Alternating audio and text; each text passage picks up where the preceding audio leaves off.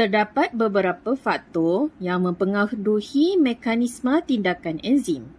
Antaranya adalah suhu, pH, kepekatan substrat dan kepekatan enzim. Kadar tindak balas yang dimangkinkan oleh enzim secara umumnya meningkat dengan peningkatan suhu sehingga mencapai satu suhu yang optimum.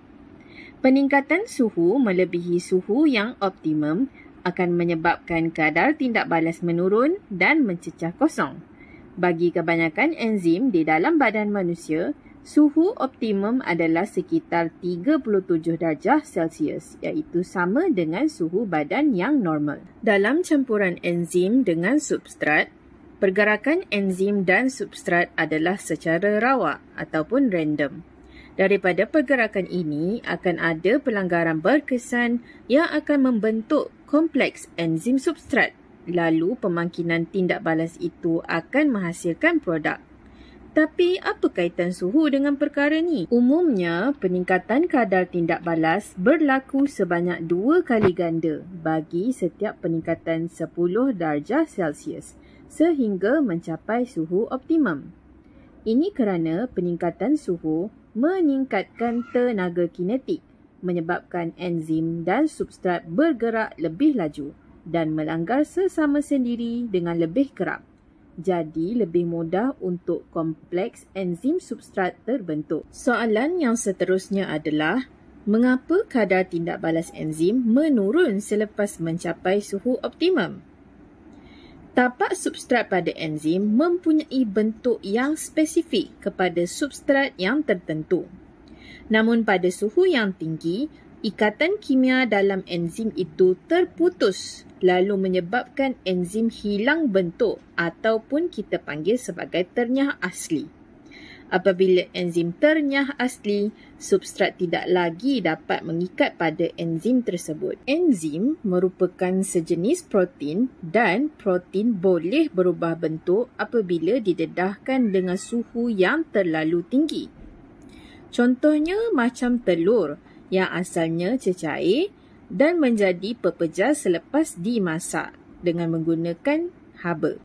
Selain suhu, setiap enzim juga mempunyai pH optimum untuk mereka bekerja.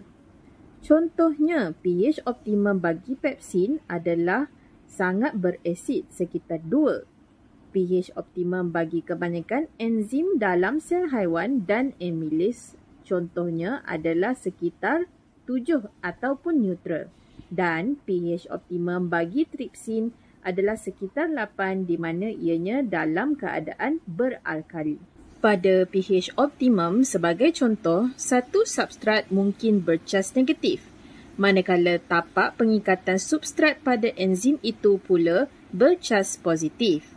Memandangkan cas ini bertentangan, maka substrat dapat mengikat pada tapak substrat di enzim dan membentuk kompleks enzim substrat. Diberi satu situasi apabila enzim dan substrat yang sama berada dalam keadaan pH yang tidak optimum, pH tersebut boleh mengubah cas pada tapak pengikatan substrat. Contohnya daripada positif kepada negatif. Cas yang sama ini menolak sesama sendiri dan menyebabkan substrat tidak dapat mengikat pada tapak substrat. Perubahan cas yang disebabkan pH ini boleh berlaku sama ada pada enzim maupun substrat. Dalam keadaan perubahan nilai pH yang ekstrim ataupun melampau, ikatan kimia dalam enzim boleh terputus lalu menyebabkan enzim ternyah asli ataupun hilang bentuk, sama seperti enzim yang didedahkan pada suhu yang terlalu tinggi. Apabila kita meletakkan jumlah enzim yang malar ataupun sama sepanjang masa, penambahan substrat akan meningkatkan kadar tindak balas sehingga mencapai satu tahap maksimum sebelum kadar tindak balas mendatar. Mari kita lihat contoh ini. Ada 5 enzim dan 1 substrat. Kadar tindak balas dalam contoh ini adalah satu enzim boleh menghasilkan 2 produk dalam masa 1 minit. Maka dengan 5 enzim, 1 substrat dalam 1 minit kita akan dapat 2 produk. kita tambah 2 substrat kepada 5 enzim, maka kita akan dapat 4 produk dalam masa 1 minit. Tambahkan 3 substrat, kita akan dapat 6 produk per minit. 4 substrat dapat 8 produk per minit dan 5 substrat akan menghasilkan 10 produk per minit. Semua ini adalah dengan jumlah enzim yang sama, iaitu 5 enzim.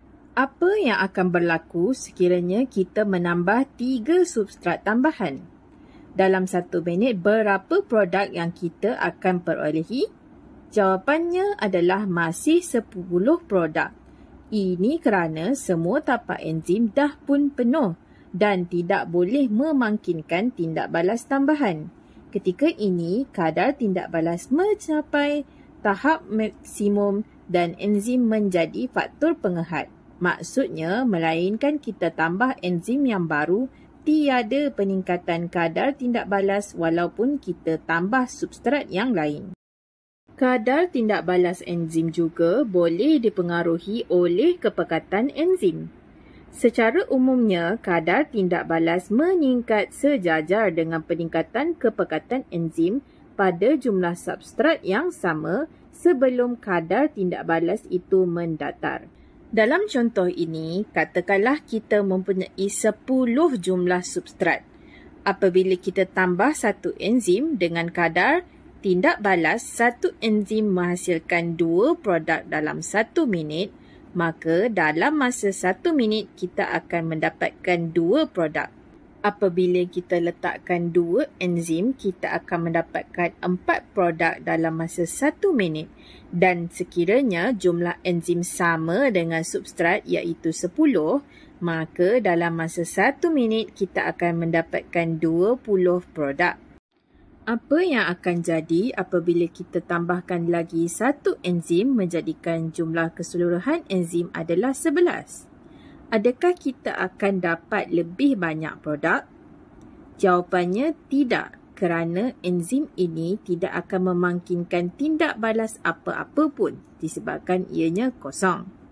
Tiada lagi substrat yang boleh ditukarkan menjadi produk dan ketika ini tahap maksimum kadar tindak balas telah pun dicapai.